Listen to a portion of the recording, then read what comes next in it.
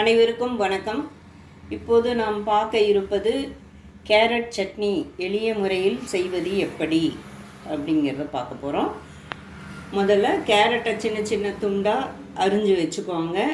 கொஞ்சம் தேங்காய், வரமிளகா, கொஞ்சம் ஜீரகம், புளி கொஞ்சமாக தேவையான அளவு துவையல்ன்றதுக்கு அளவாக கொஞ்சம் நீங்கள் கரைச்சி வச்சுக்கோங்க. இப்போ எல்லாத்தையும் வதக்க போகிறோம்.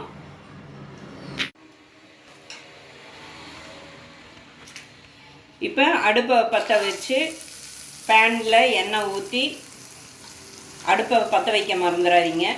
பேனில் எண்ணெய் ஊற்றி கொஞ்சம் தேங்காய் போட்டு, ஜீரகமும் போட்டு, வரமிளகா எல்லாத்தையும் போட்டு வதக்குறோம்.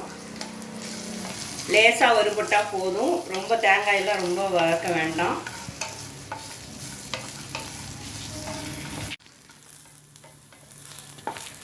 இப்போ தேங்காய் வதங்கிருச்சு. இப்போ அடுத்தது கேரட்டை போட்டு அதே பேனில் கேரட்டை போட்டு வதக்கிக்கோங்க. கேரட்டு கொஞ்சம் வதங்கணும் நல்லா.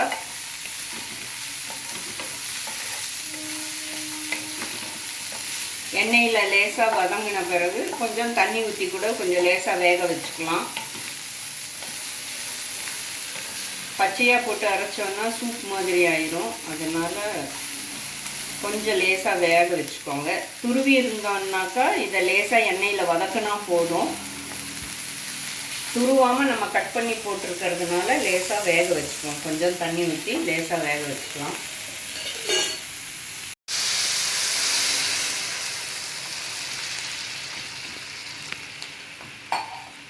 மூழ்கிற அளவுக்கு தண்ணி ஊற்றிருக்கேன். கொஞ்சம் உப்பு கூட இப்போவே போட்டுக்கலாம்.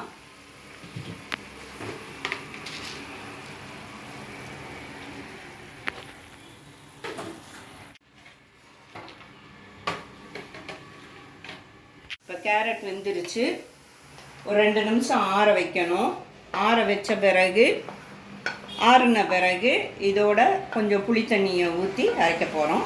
ஒரு 2 நிமிஷம் ஆறட்டும்.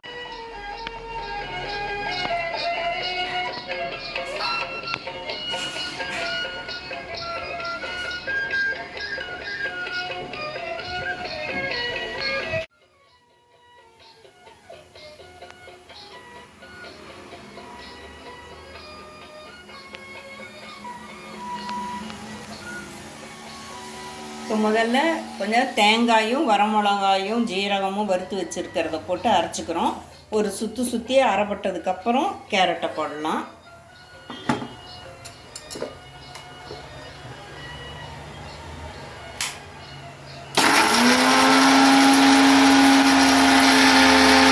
தேங்காய் அரைப்பட்டாச்சு. இப்போ இதோட கேரட்டை போட போகிறோம். கேரட்டோட உப்பும் இருக்குது.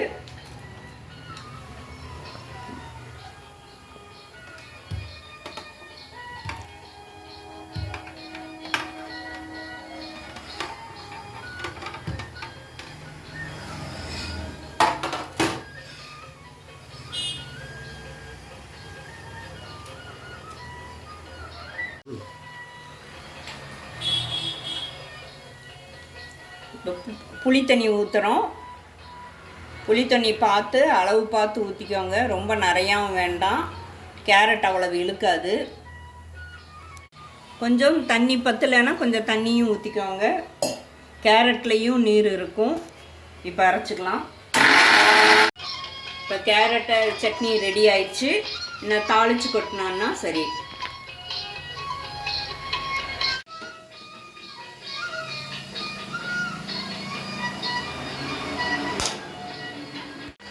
இப்போ சட்னி தாளிக்க போகிறோம். கரண்டியில் எண்ணெய் ஊற்றி காஞ்சிருச்சு. இப்போ கடுகு,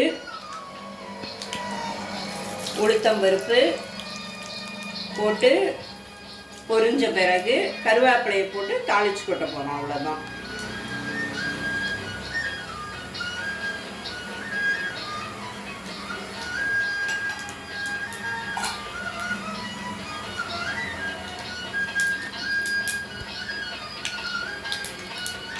கடுகு, உளுத்தம்பருப்பு பொரியுது.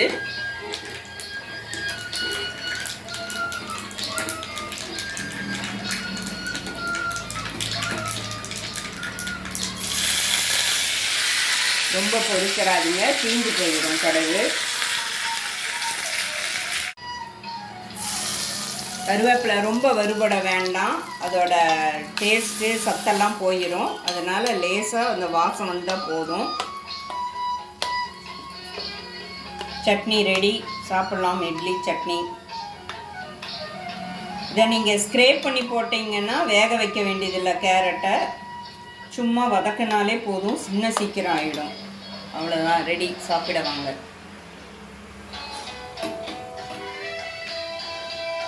வணக்கம், நன்றி, வணக்கம்.